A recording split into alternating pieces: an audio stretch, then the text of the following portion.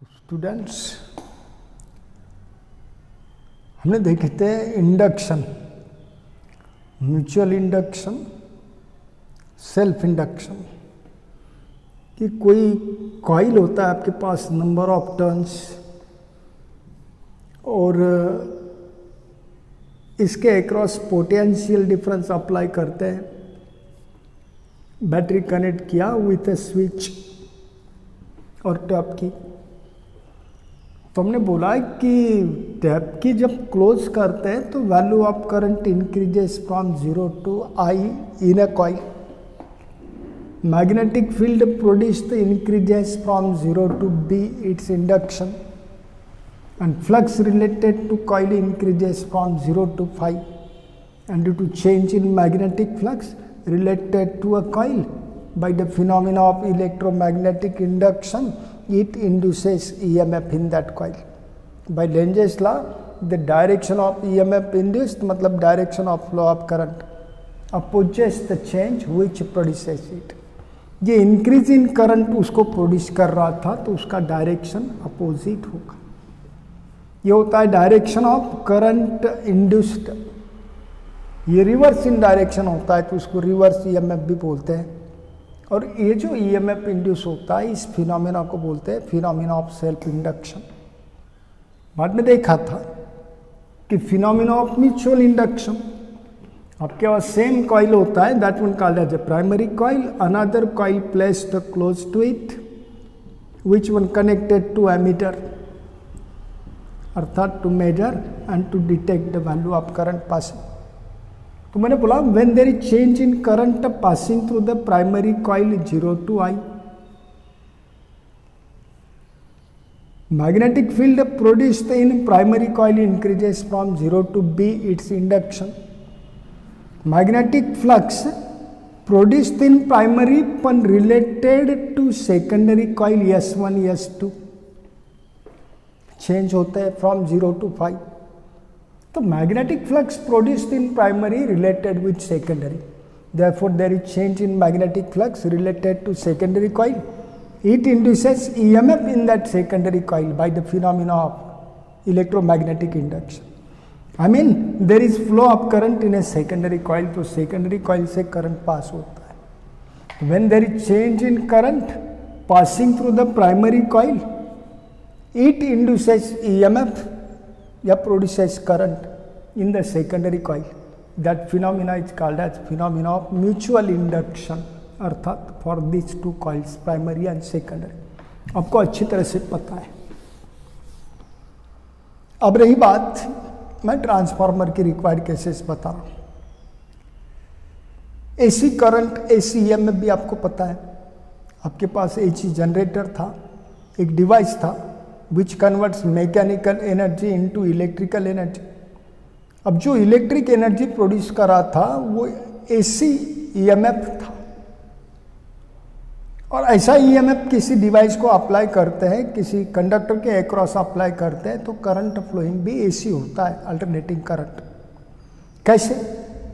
मैंने बोला जब आपका वो कॉइल रोटेशन परफॉर्म करता है उसका फर्स्ट, भाई वो कांस्टेंट स्पीड से रोटेशन परफॉर्म कर रहा है, हर एक रोटेशन को सेम टाइम लगता होगा, तो हर एक हाफ रोटेशन को भी सेम टाइम लगता होगा, सपोज 1 सेकंड ईच सपोज।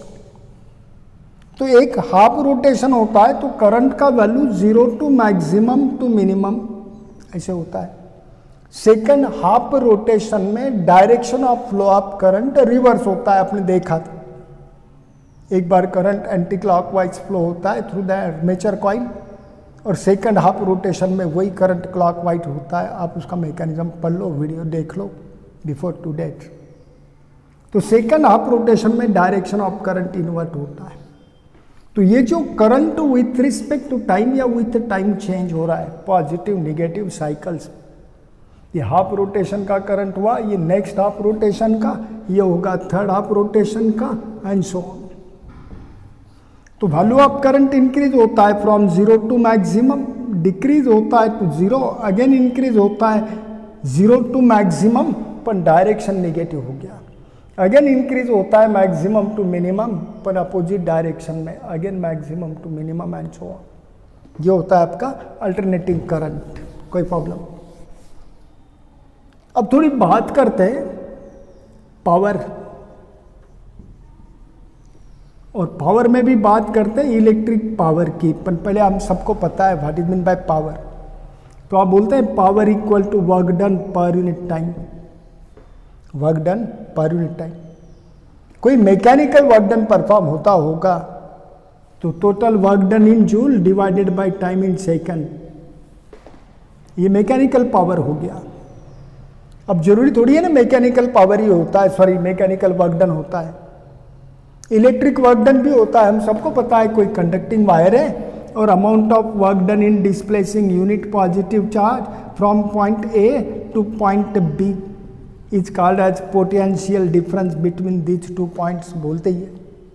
इसके अक्रॉस हमने सेल कनेक्ट किया होगा, हाइयर पोटेंशियल लोअर पोटेंशियल आप ही तो बोलते हैं। Amount of work done displacing unit positive charge from one terminal to another terminal of a cell through an external circuit called as terminal potential difference. और फिर बोला था amount of work done in displacing unit positive charge throughout the complete circuit even through the cell also, that one called as an EMF of the cell. Meaning वही होता है, यानी कि जहां पे आपके पास इलेक्ट्रिक एनर्जी होती है स्टोर्ड, उसको ईएमएफ होता है। और बाय डेफिनेशन यही होता है amount of work done in circulating unit positive charge throughout the complete circuit, that one called as an EMF. Unit volt ही आता है। गुड, क्योंकि work done per unit charge था। अब मैंने बोला power equal to work done per unit time आता है rate of work done. Electric work done की बात करते हैं कि हमने इस कंडक्टर में से यूनिट पॉजिटिव चार्ज यहां से यहां तक डिस्प्लेस करा होगा point A to point B.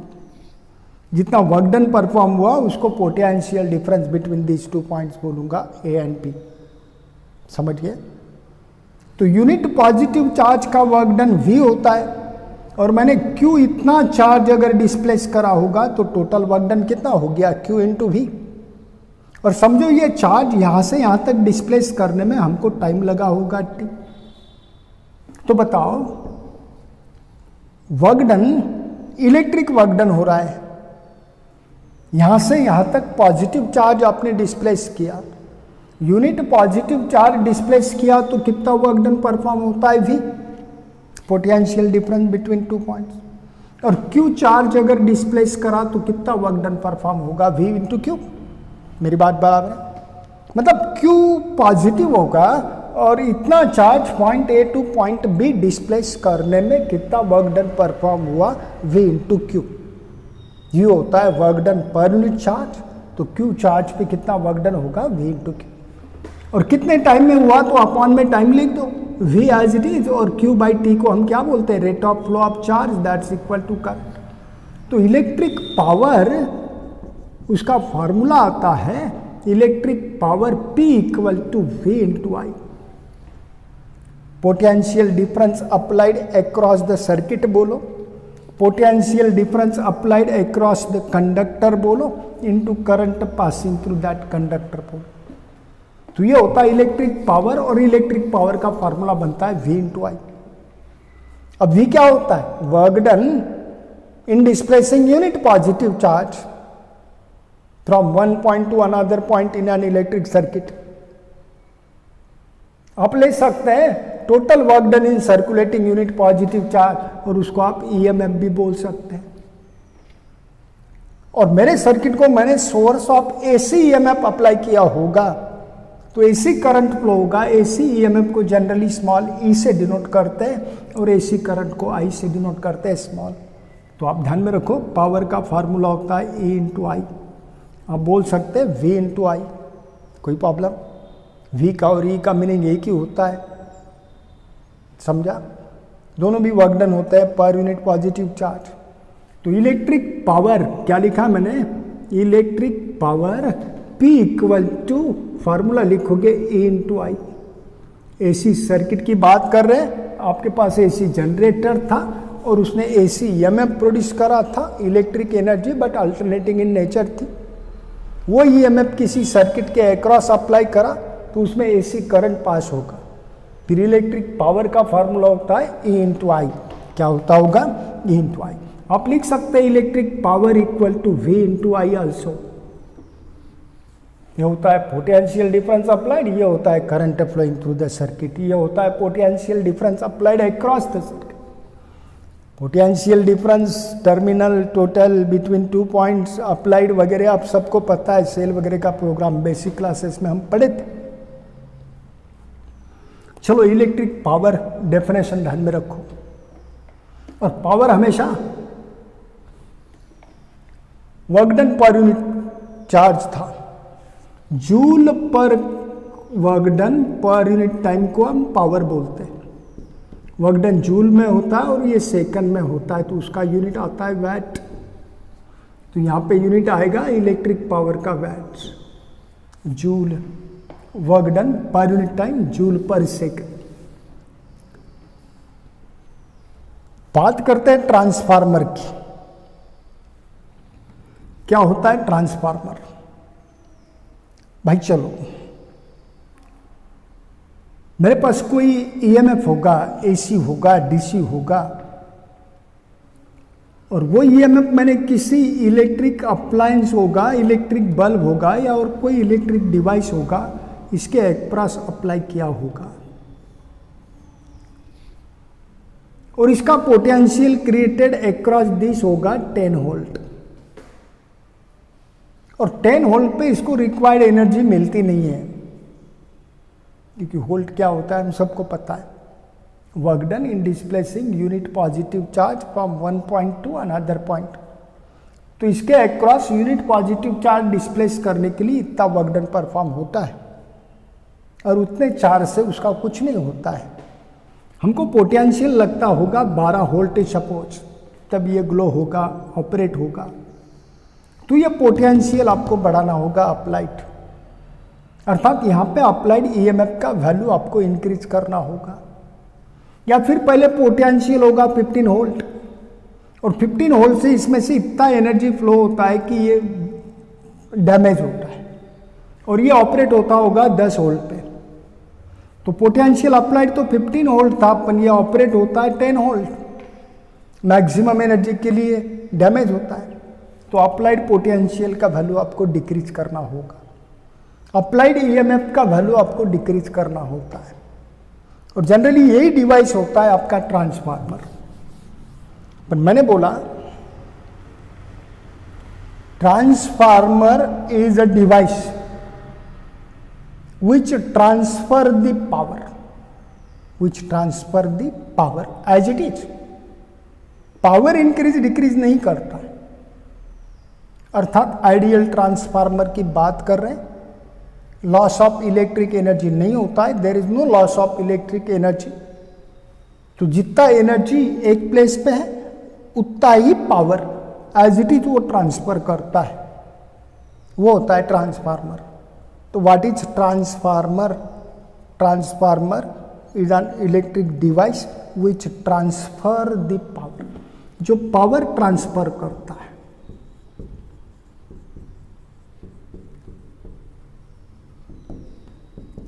Transformer is an electric device. आप सिंपली लिख सकते हैं transformer is a device which transfer the power, which transfer the power. कैसे पावर ट्रांसफर करता है देखिए,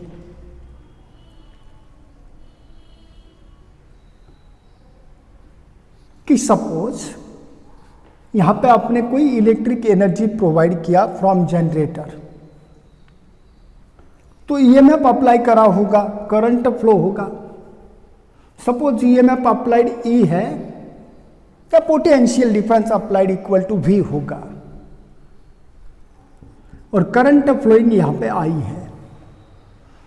पोटेंशियल अप्लाइड सपोज 50 वोल्ट है और current flowing equal to 10 ampere है।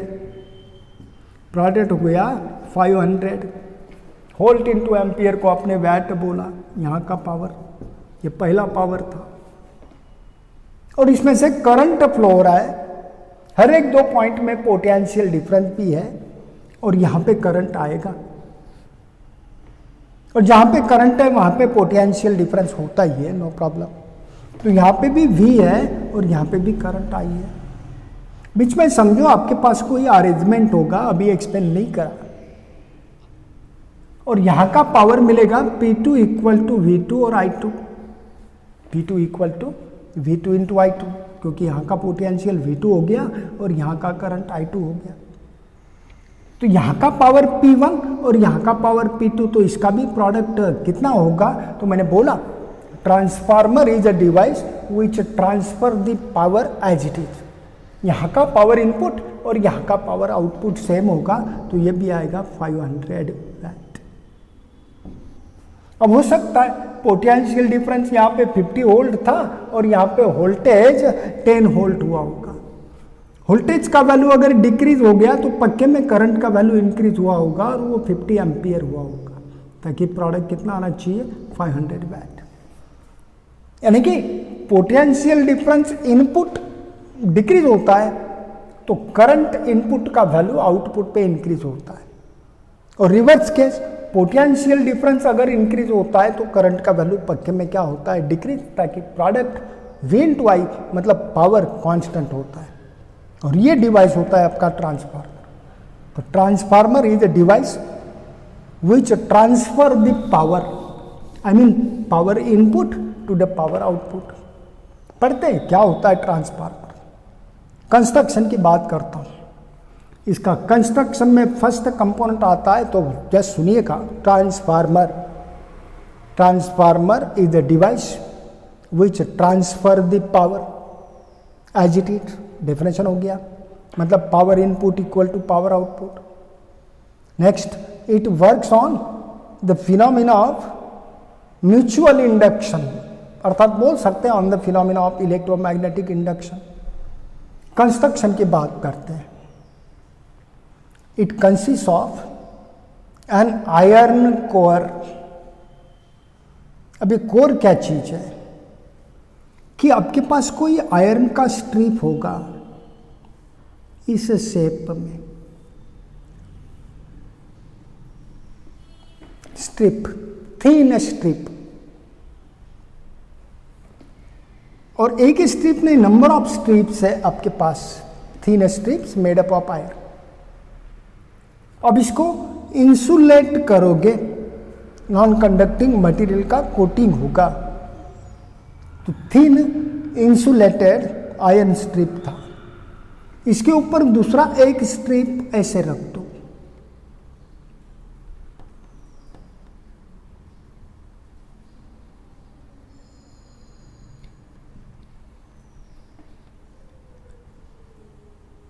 वो भी मेडअप ऑफ आयरन स्ट्रिप था, इंसुलेटेड था। और इसके ऊपर अगेन तीसरा स्ट्रिप रखो, again fourth strip like such one, again fifth strip, again sixth strip, strip के ऊपर स्ट्रिप्स रखो, और ऐसा एक रेक्टेंगुलर ब्लॉक बन गया मेडअप ऑफ आयरन, पर यूनिफॉर्म ब्लॉक नहीं था, ये made up of thin insulated iron strips था। क्या कारण है वो भी बताऊंगा, पर अभी पढ़ो। तो पहला कंपोनेंट था iron core, number of turns of, I'm sorry, it is a bundle of, rectangular bundle made up of thin insulated iron strips one on another। एक के ऊपर एक रखते जाओ, एक यहाँ पे रखा, एक इधर रखा, एक यहाँ पे रखा होगा, एक इस डायरेक्शन में रखा होगा, और ऐसा एक ब्लॉक बनता है। अर्थात यूनिफॉर्म ब्लॉक नहीं है मेरे पास, पर फिर भी रेक्टेंगुलर ब्लॉक बन गया made up of number of thin insulated strips made up of iron, iron की स्ट्रिप्स थी। तो ये होता है आयरन कोर। अब उसके एक साइड पे, ये साइड है, और इस पे मैं थिन इंसुलेटेड कॉपर वायर को वाउंड करता हूं, और ये होता है number of turns of thin insulated copper wire on one of the side या one of the arm of iron core. Iron core को मैंने सी से बोला और इसको मैं प्राइमरी कॉइल बोलता हूं P1 P2। Clear? Again secondary coil, second component आता है, first component iron core, second component primary coil और थर्ड कंपोनेंट आता है सेकेंडरी कॉइल। ये भी होता है number of turns of thin insulated copper wire wounded on another arm, ये होता है आपका सेकेंडरी कॉइल। और ये डिवाइस आपका ट्रांसफार्मर होता है। इसका नोटेशन आता है, सिंपली ऐसा शो करते हैं ट्रांसफार्मर। ये होगा पूरा आपका primary coil, number of turns of thin insulated copper wire wounded on one side या one of the arm of an iron core. और ये होता है आपका secondary coil, number of turns of thin insulated copper wire wounded on another arm of iron core. और ये पूरा iron core बीच में ऐसे शो करते हैं। ये होता है symbolic representation of transformer. Actually ये डिवाइस है। अब क्या होगा ट्रांसफार्मर में, ये पावर ट्रांसफर करता है। तो यहां पे हमने कोई source of electric energy connect किया होगा, कोई सेल होगा, और सपोज जनरेटर से आपने एसी ईएमएफ ऑब्टेन किया था, एसी जनरेटर से, वो एसी सोर्स था। तो यहां पे एसी ईएमएफ होगा ई। प्राइमरी को दिया तो मैं इसको एसी इनपुट बोलूंगा, आप ईएमएफ प्राइमरी को दिए वाला भी बोल सकते।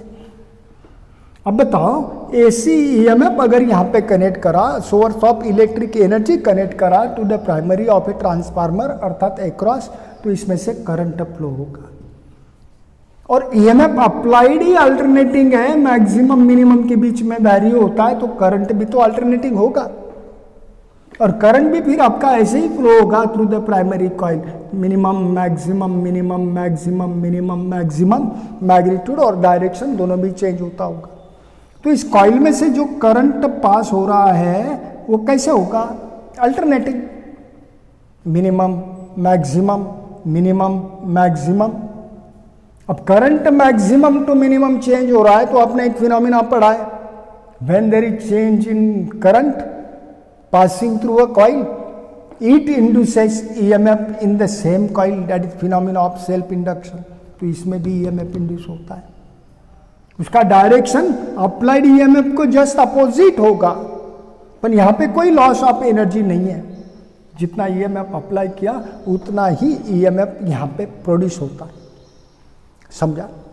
अब बताओ इस प्राइमरी कॉइल के अक्रॉस आपने ट्रांसफार्मर का पावर फाइंड आउट किया, तो power equal to product of EMF applied into current flowing होता है। ये ईएमएफ अप्लाइड और ये EMF induce in the primary coil same ही होगा, डोंट वरी। समझा?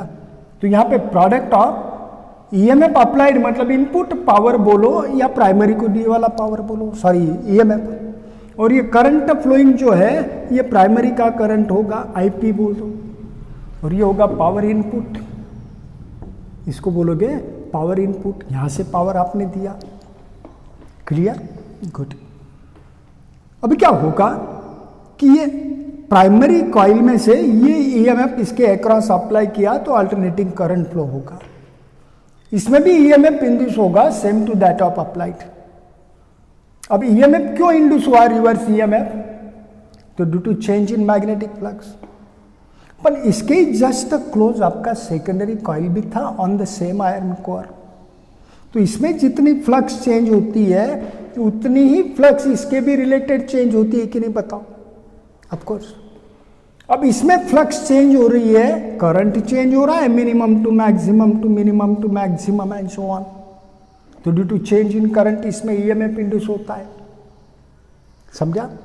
और due to change in current EMF induce कब होता है, जब इसमें मैग्नेटिक फील्ड चेंज होता है from zero to maximum, again maximum to minimum.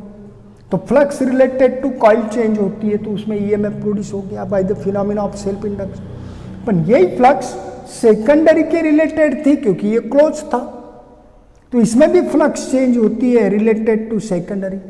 तो सेकेंडरी कॉइल में भी तो ईएमएफ इंड्यूस होगा bye the phenomena of mutual induction. और इसमें भी करंट फ्लो होगा, दैट इज सेकेंडरी। तो ये होगा पावर अक्रॉस सेकेंडरी, जिसको आप पावर आउटपुट बोलो। क्या बोला बेटा? Power output. मेरी बात समझा? तो आपका ट्रांसफार्मर इनपुट पावर आपने यहां पे दिया और यहां पे कहीं आपको आउटपुट पावर मिलता है। क्या मिलता होगा? तो ये आपका एक इलेक्ट्रिक डिवाइस है which transfer the power from input to input. अब पावर कांस्टेंट है, पर यहां का जो ईएमएफ है प्राइमरी का और यहां का जो ईएमएफ होगा सेकेंडरी का सेम होगा क्या? तो not that one depends on number of turns on primary and secondary. Suppose primary coil पे नंबर ऑफ टर्न्स हो गए एनपी और सेकेंडरी कॉइल पे नंबर ऑफ टर्न्स होंगे एनएस। तो एक रिलेशन आता है students, number of turns in primary into current passing through the primary coil equal to number of turns in secondary equal to current passing through the secondary. Relation ध्यान में रखो, number of turns in primary coil into current passing through the primary equal to number of turns in secondary coil into current passing through the secondary. Number of turns in primary coil into current primary equal to number of turns in secondary coil into current passing through the secondary. Generally यही आपका transformer equation होता है। और हमको पता है कि power input equal to power output. आपने ही बोला था transformer is a device which transfer the power. तो power input equal to power output होगा। Therefore ES IS equal to EP IP होगा। Therefore ES upon EP equal to IP upon IS होगा कि नहीं बताओ? ES upon EP equal to IP upon IS ध्यान में आया होगा।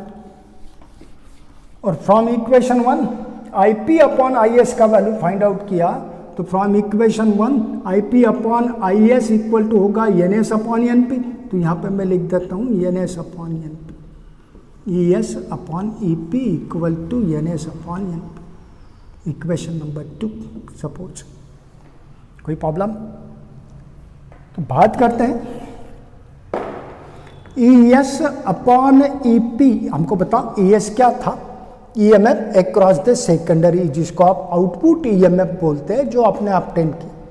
और EP था EMF applied across the primary, जिसको आप इनपुट EMF बोलते हैं। और इक्वल टू हमको मिला number of turns in secondary coil divided by number of turns in primary coil. अब चलो, number of turns in secondary coil if greater than number of turns in primary. Secondary coil में number of turns greater than primary coil थे, case 1। तो ये ratio greater than 1 होगा। By the way ये भी ratio greater than 1 होगा। और ये रेशो अगर ग्रेटर देन 1 है तो ES upon EP greater than 1, therefore ES greater than EP होगा। ES ग्रेटर देन EP होगा। मतलब आउटपुट EMF इनपुट EMF से ज्यादा है। यहां का इनपुट होता है EMF और यहां का आउटपुट होता है, और आउटपुट EMF इनपुट EMF से ज्यादा है। इसको बोलते हैं स्टेप अप ट्रांसफार्मर। क्या बोलना होगा? Step up transformer. पर आपने देखा ये प्रोडक्ट कांस्टेंट होता है। अब ES ग्रेटर देन EP होता है टू मेंटेन प्रोडक्ट, पक्के में IS लेस देन IP होगा। तो यहां से आप लिख सकते हैं IS लेस देन IP। मतलब आउटपुट EMF अगर ज्यादा होगा ग्रेटर देन इनपुट, तो output current surely less than input होता है। और सेकंड केस की बात करता हूं, if number of turns in secondary less than number of turns in primary suppose, और NS लेस देन NP होगा तो ये रेशो लेस देन 1 होगा। और ये रेशो अगर लेस देन 1 है तो ES upon EP less than 1 होगा। By the way ES less than EP होगा। और ES जब लेस देन EP होता है तो output potential less than input potential होगा। Output potential less than input potential. मतलब जो पोटेंशियल आपको अक्रॉस द ट्रांसफार्मर मिलता है वो अप्लाई किया हुआ जो पोटेंशियल था या ईएमएफ था उससे लेस होता है। और ईएस अगर लेस देन ईपी होगा तो surely IS greater than IP होगा, ये भी ध्यान में रखना होगा। हम बात करते हैं टाइप्स ऑफ ट्रांसफार्मर की। ट्रांसफार्मर हम सबके ध्यान में आ गया। प्राइमरी कॉइल होता है आयरन कोर के एक साइड पे, सेकेंडरी कॉइल होता है on the other side, other arm भी बोल सकते हैं। ये प्राइमरी कॉइल था, ये सेकेंडरी कॉइल था। यहाँ पे आपने एसी ईएमएफ दिया था, अप्लाई किया था अक्रॉस प्राइमरी, और यहाँ पे आपको आउटपुट ईएमएफ मिला था। इसको बोला था ई सेकेंडरी और ई आउटपुट, इसको बोलते हैं ई इनपुट। एक तो इनपुट बोलो या प्राइमरी बोलो।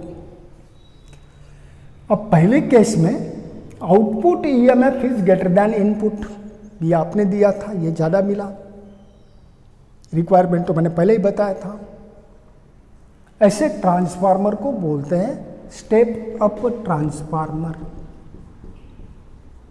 Step up transformer.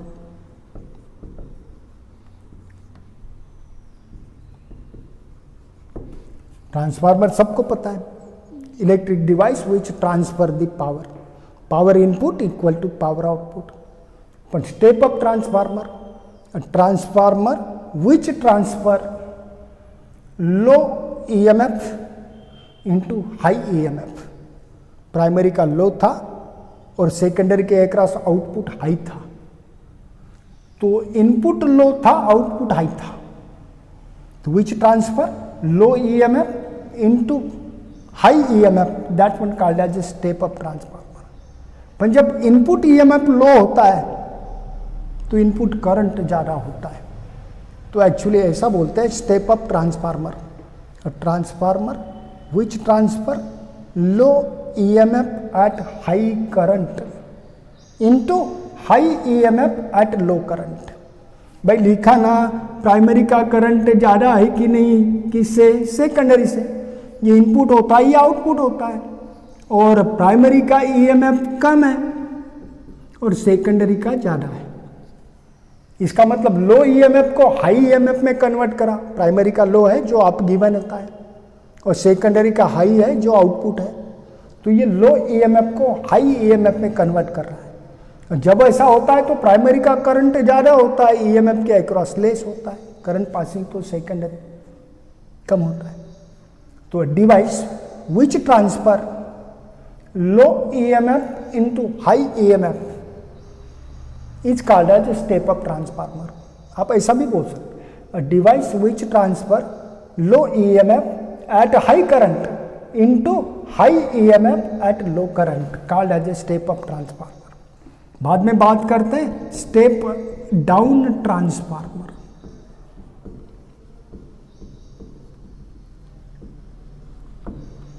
ये था स्टेप अप, वो था स्टेप डाउन। स्टेप अप का मतलब EMF को इंक्रीज करता है, आउटपुट EMF ज्यादा होता है, इनपुट कम होता है, और स्टेप डाउन उसके रिवर्स होता है, इनपुट EMF ज्यादा होता है और आउटपुट कम होगा, वो डाउन करता है। तो device which converts low AC EMF की हाई AC EMF, यहां पे ज्यादा है, प्राइमरी ज्यादा है, तो डिवाइस विच कन्वर्ट्स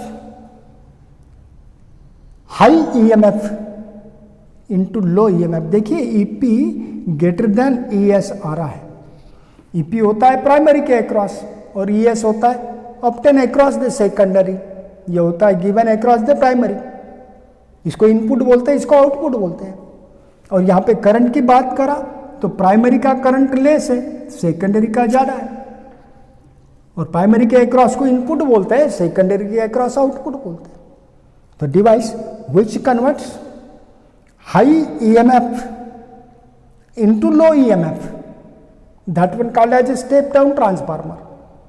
या फिर a device which converts high EMF at low current into low EMF at high current, that one called as a step down transformer. ये होते हैं मैन आपके step up and step down transformers, थोड़ा ध्यान में रखो। तो what is mean bye transformer? Principle of working, constructions, और ये कुछ इक्वेशंस होते हैं, ध्यान में रखना होगा फॉर द प्रॉब्लम्स। भाई मैंने बोला, और ट्रांसफार्मर के लिए आपको रिक्वायरमेंट जो होती है, तो what is mean bye generator, AC generator, ठीक है, what is phenomena of self induction, what is phenomena of mutual induction, पढ़ के रखो। और उसके बाद में ट्रांसफार्मर। तो transformer is a device which transfer the power, जैसे यहां से इनपुट से आउटपुट तक ट्रांसफर कर रहा है, which works on the phenomena of electromagnetic induction बोल सकते हैं, या म्यूचुअल इंडक्शन भी बोल सकते हैं। कंस्ट्रक्शन की बात करा तो it consist of an iron core C बोला, और ये आयरन कोर सी क्या होता है? तो it is nothing but a bundle, rectangular bundle block होता है, made up of thin insulated iron strips one on another. Next component था प्राइमरी कॉइल।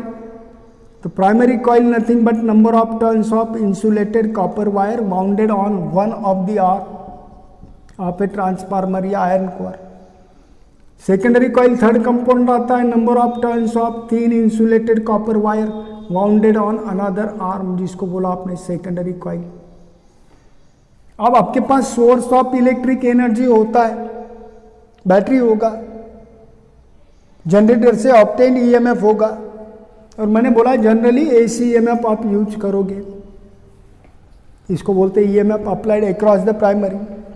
प्राइमरी में से करंट पास होगा आईपी, और by the phenomena of self and mutual induction इसके across भी due to change in magnetic flux EMF induce होता है, और ये EMF obtain across the secondary बोला, और इसमें से भी करंट पास होगा, दैट वन सेकेंडरी करंट। यहाँ का पावर होगा, पावर इनपुट बोलते हैं, that's equal to current into EMF, और यहाँ पे होगा पावर आउटपुट, और दैट्स इक्वल टू होगा current EMF output into current output. और ट्रांसफार्मर का प्रिंसिपल ही होता है power input equal to power output. फिर हमने देखा था actually working of a transformer, और उसमें हमें 2-3 रिलेशन मिले हैं, और थोड़ा सा ध्यान में रखो, types of transformer, then step up transformer, step down transformer क्या होता है। एक केस आती है इफिशियंसी